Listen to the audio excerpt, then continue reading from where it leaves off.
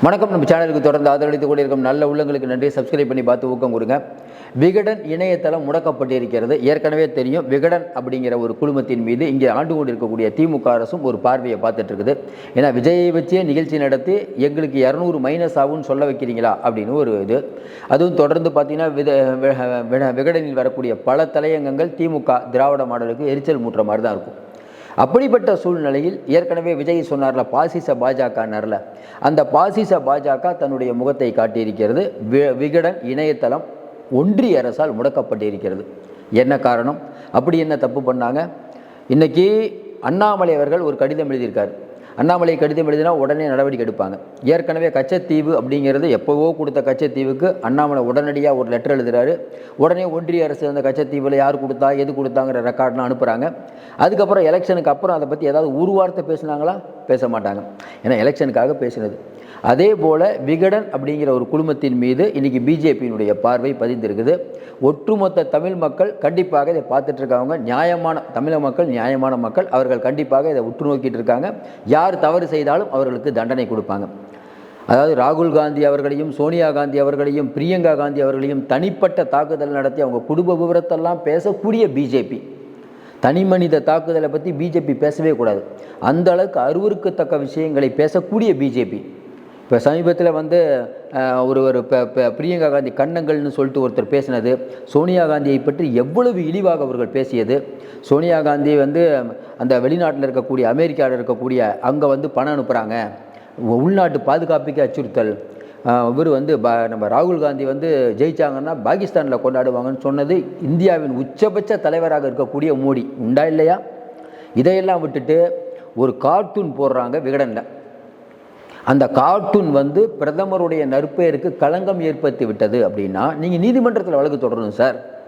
ஒன்றிய அரசு உங்கள் கையில் இருக்குங்கிறனால முடக்கிறீங்களா? சரி, இதே ராகுல் காந்தியை பற்றி போட்டிருக்காங்கன்னு வச்சுக்கோங்களேன், அவரால் முடக்க முடியாது. ஏன்னா அவன்கிட்ட அதிகாரம் இல்லை. அப்போ வலிமை உள்ளவன் வச்சதெல்லாம் சட்டம் ஆகாதுன்னு தம்பி எம்ஜிஆர் படத்தில் ஒரு பாட்டு வரும்ல, அதான் நம்ம சொல்கிறோம். ஆனால் இன்றைக்கி என்ன, வலிமை உள்ளவன் வச்சதெல்லாம் சட்டம் ஆகுது.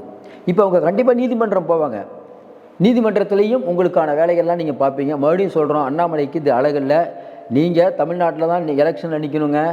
ஒரு பத்திரிகை அந்த அளவுக்கு பத்திரிகை சுதந்திரத்தை முடக்கக்கூடிய வேலைகள் யாராக இருந்தாலும் சரி, திமுகவாக இருந்தாலும் சரி, யாராக இருந்தாலும் சரி, கடந்த காலங்களில் என்ன நடந்ததுங்கிறது தெரியும். அதிமுக, திமுக ரெண்டு கட்சிகளுமே பத்திரிகையாளர்கள் எவ்வளோ அச்சுறுத்தலாம் ட்ரை பண்ணாங்க, அப்புறம் என்ன நடந்ததுலாம் தெரியும். அவர்கள் பாடம் கற்றுட்ருக்காங்க. ஆனால் நீங்கள் இன்னும் பாடம் கற்கவில்லை. என்ன இவ்வளோ பெரிய ஆணவம்? அதாவது பிரதமர் மோடி இன்றைக்கி ட்ரம்ப் பக்கத்தில் கைவிலங்கு போட்டு உட்காந்துருக்க மாதிரி ஒரு கார்ட்டூன் போடுறாங்க. சாதாரணமாக கேட்குறோம், இந்தியர்கள் எல்லோரும் சமம் தானே? அப்போ இந்தியாவில் இருக்கக்கூடிய ஒரு குடிமகன் வெளிநாட்டுக்கு வேலை தேடி போகிறார். ஏன்? இங்கே பிழைக்க வழி இல்லைன்னு போகிறார், கஷ்டப்பட்டு போகிறார். அவர் தவறே பண்ணியிருந்தாலும் அவரை கைவிலங்கோடு அனுப்பியது யார் குற்றம்? அதை நீங்கள் அமெரிக்காட்ட கேட்டிருக்கணுமா இல்லையா? ஏங்க நம்ம என்ன கேட்குறோம்? தப்பு பண்ணிட்டாங்க, கரெக்டாக. இன்றைக்கி கொடும் குற்றங்களில் ஈடுபட்டவர்களை கூட என்கவுண்டர் செய்ய யாருக்கு அதிகாரம் இல்லைங்க. அதுக்கும் மனித உரிமை ஆர்வலர்கள்லாம் பேசுகிறோம்ல, அப்புறம் எதுக்கு கோர்ட் இருக்குது?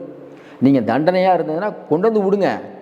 இல்லை இந்தியா ஒரு ஃப்ளைட் அனுப்பிட்டு எவ்வளோ செலவு பண்ணுறீங்கள, அதை விட்டுட்டு விலங்கோட வராங்க. நம்ம என்ன கேட்குறோம்?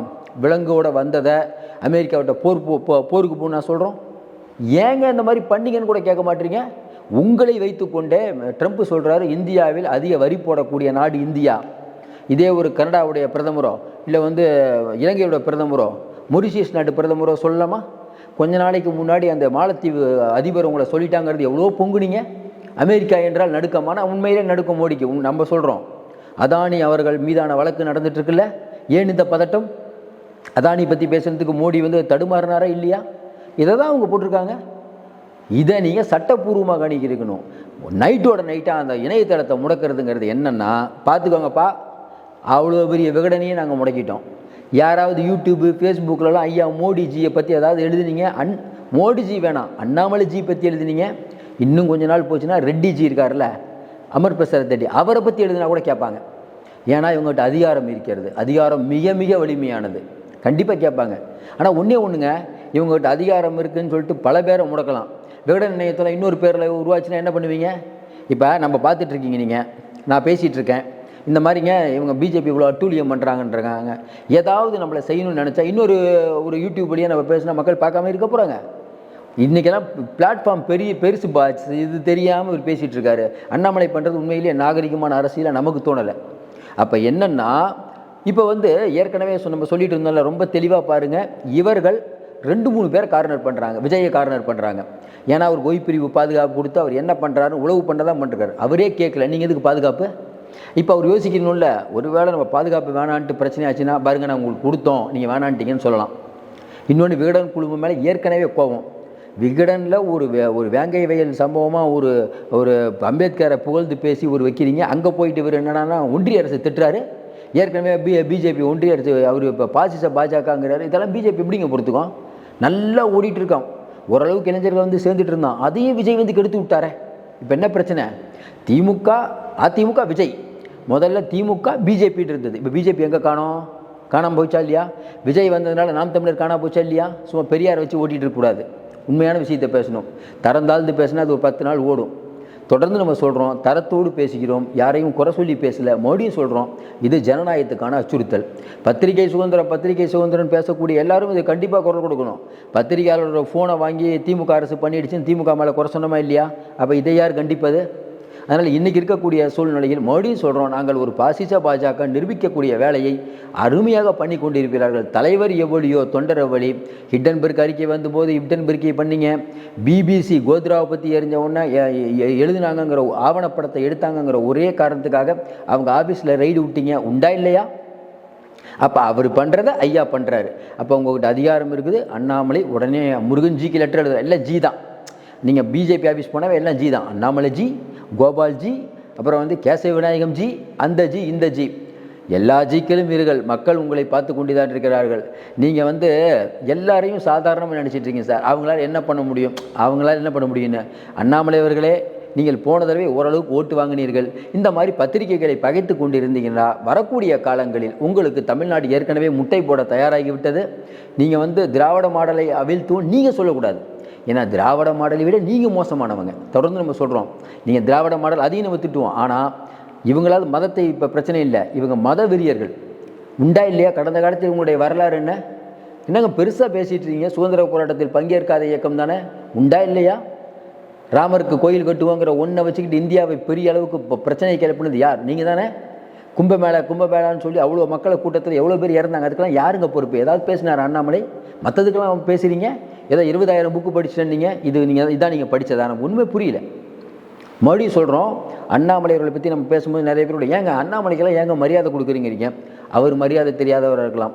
ஆனால் என்னென்னாங்க, அண்ணாமலை வந்து சவால்லாம் விட்றாருல, அதை மக்கள் ரசிப்பாங்க, ஓட்டு போட மாட்டாங்க சார். நீங்கள் தரம் இல்லாமல் பேசினாங்கன்னு வச்சுக்கோங்களேன், அடி உதைக்கு இந்த மாதிரி பேசுகிறவங்கள மக்கள் ரசிக்க மாட்டாங்க. நம்ம என்ன சொல்கிறோம், பேசுகிறோன்னு வந்துட்டோம். நான் அடிக்கடி சொல்லுவேன், நான் பேசுகிறேன்னு வந்துட்டேன். நீங்கள் எந்த விதமான கமெண்ட் என்னை திட்டி போட்டால் கூட நான் ஏற்றுக்கணும். ஏன்னா நான் பேசுகிறத அவ்வளோ தூரம் கேட்குறீங்களா? அப்போ உங்கள் கருத்தை நான் கேட்குறது தானே இயற்கை. அதனால தான் மறுபடியும் நம்ம பசங்கிட்ட சொல்லுவேன், ஏங்க கமெண்ட்டுக்கு மட்டும் நான் பார்க்குறதில்ல, எது வந்தாலும் விட்டுருங்கப்பா. ஏன்னா இன்றைக்கி இருக்கக்கூடிய சூழ்நிலையில் எல்லாருக்கும் ஒரு சுதந்திரம் வேணும். எனக்கு பேச்சு சுதந்திரம் இருக்க மாதிரி எல்லாருக்கும் அந்த சுதந்திரம் இருக்கிறது. என் பேச்சில் தவறாக இருந்தால் கேளுங்க, தப்பு இல்லை. என்னுடைய எண்ணங்களை நாங்கள் சொல்கிறோம், உங்களோட எண்ணத்தையும் சொல்லுங்கள். அதுதானங்க ஜனநாயகம். தனி மனித தாக்குதல் இருக்கக்கூடாது. இது விகடன் குழுமத்தின் மீது நடத்தப்பட்ட தாக்குதல் இல்லை, பத்திரிகை உலகத்தின் மீது நடத்தப்பட்ட தாக்குதல். இனிமேல் யாராவது எங்களை பேசுனீங்கன்னா இதாம்பா நலம், சேனலுக்கு ஏதாவது பேசுனீங்கன்னா பிரச்சனை ஆயிரும். யூடியூப் பெரிய சேனல் இருந்தால் ஸ்ட்ரைக் அடிச்சுடுவோமா? இதை சொல்கிறாங்க, ஸ்ட்ரைக் அடிச்சு விட்ருவோம், உங்கள் சேனலே இருக்காது. இந்த மிரட்டலுக்கெல்லாம் பயந்தால் பேசி கொண்டு இருக்க முடியாது. விகடன் குழுமம் கண்டிப்பாக தன்னுடைய பணி 100 ஆண்டு காலமாக இருக்கக்கூடிய விகடன் குழுமங்க. ஏற்கனவே விகடன் மேலே ஒரு கேஸ் போட்டாங்க, ஞாபகம் இருக்குங்களா? விகடன் பதிப்பாளர்கள் மேலாம் கேஸ் போட்டாங்க. ஒரு நிறுவனத்தை பற்றி தப்பாக எழுதிட்டாங்கன்னு. யார் கேஸ் போட்டாங்கன்னு உங்களுக்கு தெரியும். எதனால் அந்த கேஸ் வந்ததுன்னு தெரியும். விகடன் குழுமத்தின் மேலாம் கேஸ் போடலாமா? அப்போ ஒரு பத்திரிகையில் ஒரு செய்தி வந்ததுக்காக விகடன் குழுமத்தின் மேலே சொன்னது எந்த அரசுங்கிறது உங்களுக்கு தெரியும். திமுகவும் அப்படி தான் இருக்குது, மேலே பிஜேபி. மக்கள் தான் புரிந்து கொள்ள வேண்டும். மீண்டும் சந்திப்போம். நன்றி, வணக்கம்.